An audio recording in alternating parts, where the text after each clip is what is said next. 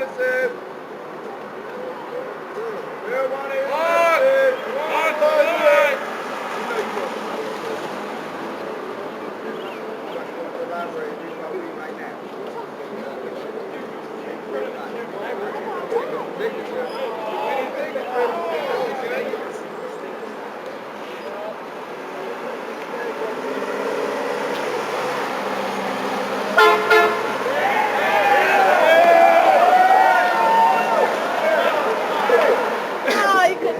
There's a normal chapter being created. Solarbus at msn.com is my website. I'll send, or not my website, my email. I'll send you information about what's going on. The most exciting time is now. This is actually what's happened on the federal level. Obama said to the DEA, which is the only agency in your government that doesn't want marijuana, all other agencies in your federal government are okay with marijuana. They'll give you marijuana tax stamps, the medical people grow their own, I mean the whole thing. So Obama's told them to, if a state passes a law and you're not violating both state and federal, then DEA cannot go in and bother them. Woo!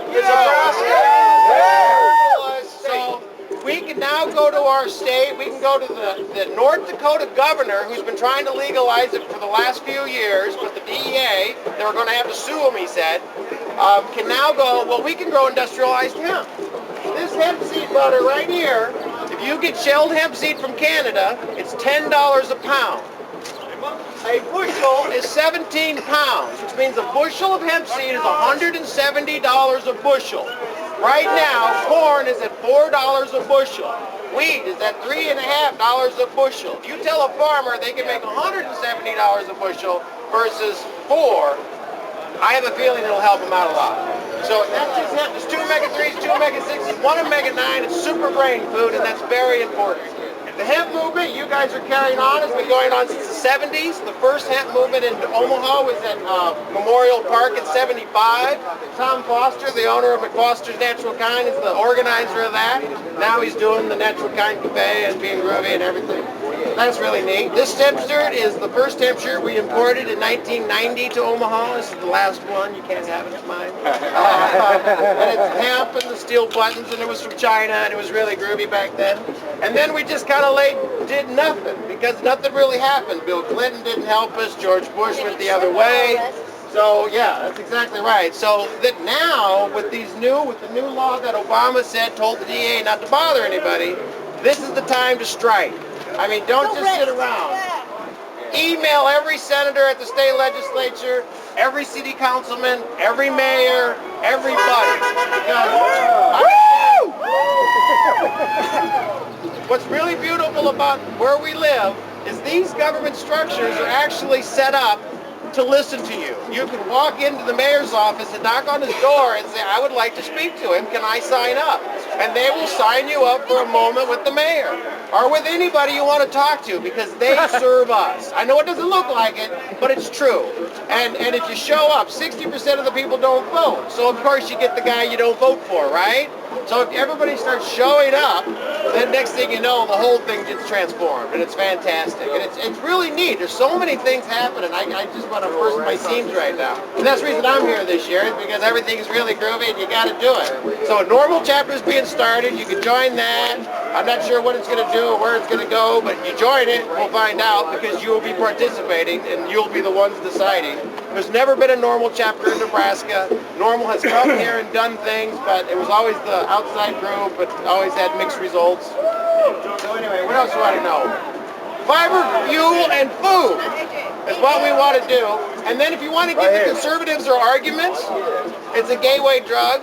Accept that and say, okay, you're right. So that is the very reason we need to separate marijuana from cocaine, heroin, and the other drugs. You don't consider alcohol a gateway because you go into a bar. There's no heroin, cocaine, and stuff at the bar. You know, there's cigarettes aren't a gateway because the drugstore doesn't sell you fucking heroin, cocaine. You associate with different people. It's about who you associate with. And that's very, very important. So we need to explain to them, we're trying to save your children because we know they're probably going to try some marijuana and they're probably going to go to some guy's house who has cocaine. And then they'll do both and then you'll be right. So if we move it over here and make it legal, he's not running into those guys anymore. He's running into your parents. He's running into people hanging out, enjoying their lives. You're sitting at the cafe, you know? I mean, that's the kind of life you have. So let's give them their argument and then tell them that's the reason we need to separate.